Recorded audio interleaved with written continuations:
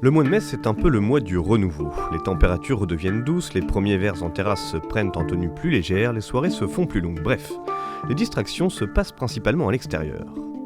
Sauf que pour les fans de sport, un événement vient mettre à mal ces volontés estivales. Porte d'Auteuil à Paris, les internationaux de France, comme on les appelle à l'étranger, réunissent chaque année les meilleurs tennisman et tenniswoman du monde entier. La terre ocre du cours Philippe Chatrier ne cesse de faire rêver les joueurs de tennis. Comment est né le tournoi de Roland-Garros? Qui a marqué de son empreinte ce tournoi mythique? Quels sont ses plus grands moments? De Björn Borg à Rafael Nadal, en passant par Gustavo Kuerten ou encore René Lacoste, direction la chaleur de la terre battue parisienne. Cette chronique est habillée grâce à des extraits de l'émission Carambolage d'Arte et de reportages issus de l'Institut national de l'audiovisuel. Benji a participé à l'habillage de la chronique et il est toujours en face de moi, vissé à sa fidèle console.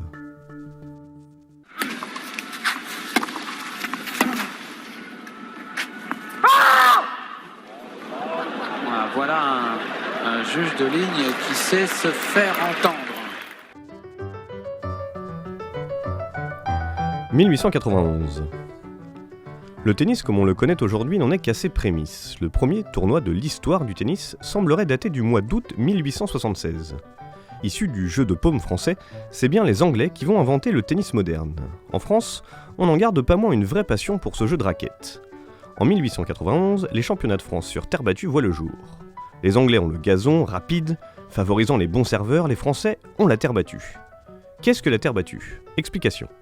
Les quelques 800 matchs disputés chaque année à Roland-Garros se jouent sur une terre battue, faite d'un mélange de calcaire et de mâche-fer, auquel on ajoute quelques cailloux et une fine couche de briques pilées.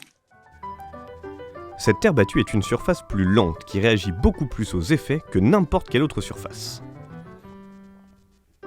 En 1925, une révolution voit le jour sur les cours du championnat de France. Jusque-là réservé aux joueurs seulement inscrits dans les clubs français, le tournoi s'ouvre aux étrangers.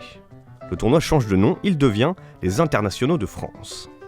Pour la précision, le tournoi s'ouvre bien aux étrangers, à l'exception des Allemands, contexte historique oblige, et aux joueurs appartenant à des pays exclus de la Fédération internationale. La première édition se déroule dans le parc Saint-Cloud, sur des terrains appartenant au club omnisport du Stade français. C'est qu'à l'époque, le tennis français est parmi le meilleur du monde. Ah, les époques se suivent mais ne se ressemblent pas toutes. La première grande star du tennis français est une femme. Elle donnera son nom au deuxième plus grand cours du complexe actuel, inauguré en 1994. J'ai nommé la brillante Suzanne Lenglen. Le Pâté Journal lui réserve un reportage en 1937. Extrait. Alors qu'elle était une des gloires du sport français, Suzanne Lenglen consentit à abandonner les avantages et les succès de sa carrière de professionnelle pour fonder une école de tennis. Et c'est à son exquise amabilité que Pâté Journal doit la démonstration qui va suivre. Voici le service normal. Le drive coup droit. Le drive revers. Volée coup droit. Volée de revers. Revers de volée haute. Lenglen remporte 6 fois le tournoi de 1920 à 1926, ne laissant que la pauvre année 1924 à Julie Vlasto. La divine a révolutionné le tennis dans le jeu, mais également dans la façon de se vêtir. Habillée par le grand couturier Jean Patou, elle est la première joueuse à porter des jupes courtes accompagnées d'un cardigan sans manches, le tout très coloré, dans une époque où le tennis se pratiquait quasiment exclusivement en blanc. Chez les hommes, le premier vainqueur des internationaux de France a un nom connu, René Lacoste. L'inventeur du polo, qui a lui aussi révolutionné le tennis en remplaçant la chemise par le polo, faisait partie des 4 mousquetaires. À eux 4, il compile 10 titres en simple entre 1922 et 1932. C'est après leur victoire en Coupe Davis en 1927 que l'idée de faire un grand stade émerge. Et en 1927, le Stade français accepte de céder l'un de ses terrains pour la construction d'un stade pouvant accueillir dignement la Coupe Davis, la Coupe du monde de tennis. Et il le fait à condition qu'on baptise le dit stade en hommage à son joueur Roland Garros, dont l'avion a été abattu pendant la Grande Guerre. Roland Garros donc. Le tournoi s'arrête pendant la Seconde Guerre mondiale avant de reprendre en 1946.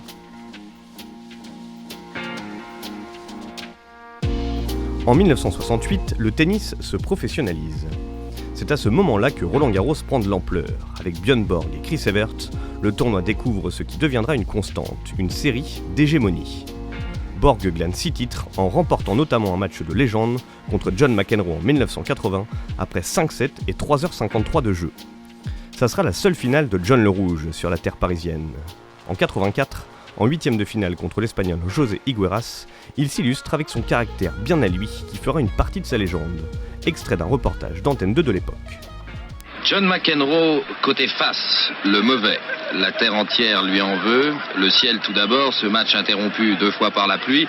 Alors il faut bien s'en prendre à quelque chose ou à quelqu'un. Les micros de la télé, l'arbitre, les photographes et les spectateurs. Mac se fâche. Et pourtant, il bénéficie de circonstances atténuantes. Un arbitre peu ou trop autoritaire, selon les moments. À 0-15 dans le 3e set, une balle litigieuse. Higueras reconnaît que cette balle de McEnroe jugée faute est bonne. Et c'est à genoux que l'Espagnol va demander à l'arbitre de donner le point à son adversaire. Grand seigneur, Higueras, le 15e joueur mondial.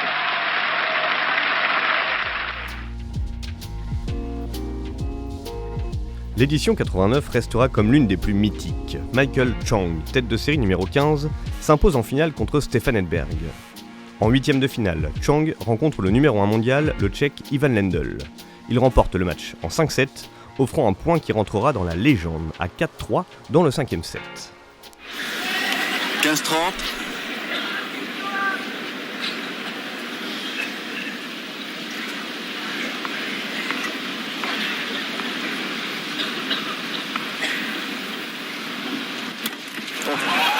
Service à la cuillère. Et il fait le point.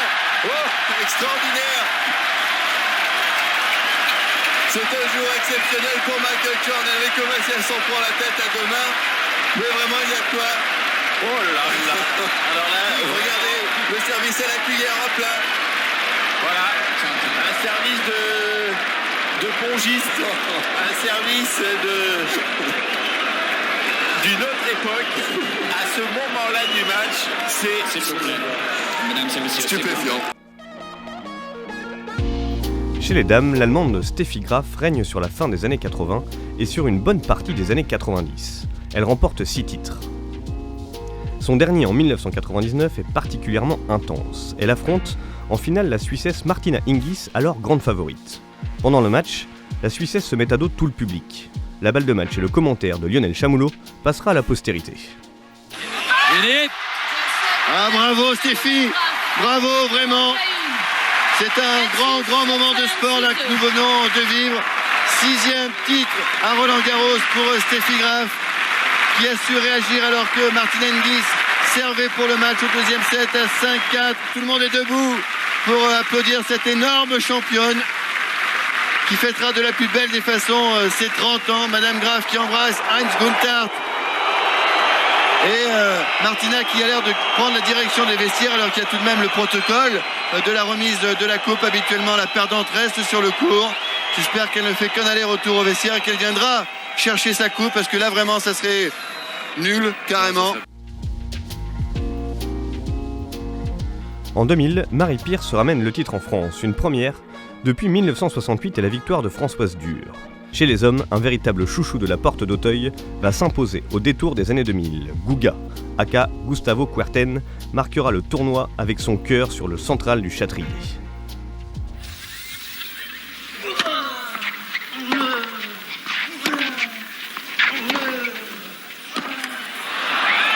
Et cette fois, c'est fini.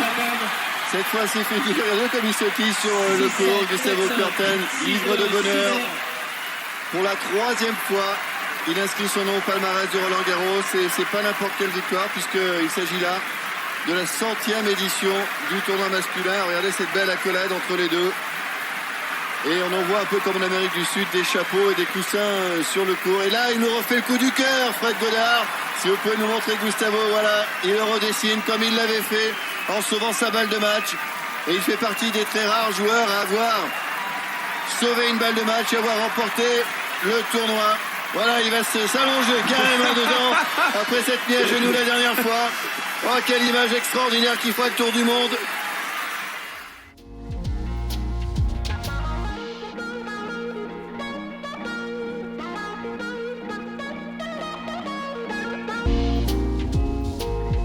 Le complexe de Roland-Garros, tel qu'on le connaît aujourd'hui, a connu plusieurs extensions. Une en 1979 passant de 5 à 10 cours, une deuxième en 86 et une troisième en 1994. Actuellement, le complexe s'étend sur plus de 8 hectares où se côtoient une vingtaine de cours. Un complexe aussi beau se doit d'avoir un roi. Ce roi-là, tout le monde le connaît. Il s'appelle Rafael Nadal. Extrait de sa présentation en 2017. Et Roland Garros en 2005, 2006, 2007, 2008, 2010, 2011, 2012, 2013 et 2014. 9 victoires ici à Roland Garros. Depuis, il a rajouté 4 autres succès à ce palmarès inégalé, portant son total à 13 victoires. Une véritable légende.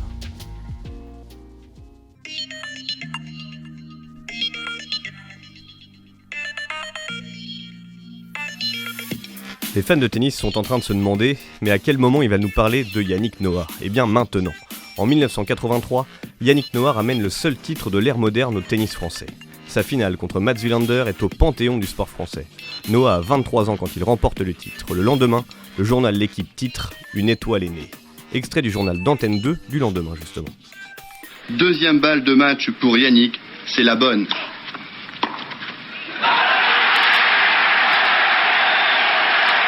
7-3 au tie-break, 6-2, 7-5, 7-6. Yannick Noah a réalisé son rêve.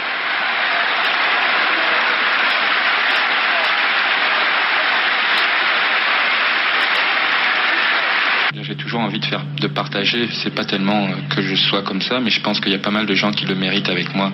Et Patrice est là, il y a Jean-Paul également, il y a toute la fédération, tous ces gens qui ont travaillé avec moi depuis très longtemps, et je pense que c'est un peu le fruit de tout ce travail en commun, que cette victoire à Roland-Garros, et j'espère que derrière ça suivra, que ça donnera de l'ambition à d'autres jeunes, parce que c'est pas parce qu'on est français qu'on perd en finale ou qu'on fait de bons résultats de temps en temps, on peut également gagner, et je pense qu'on l'a prouvé tous ensemble aujourd'hui.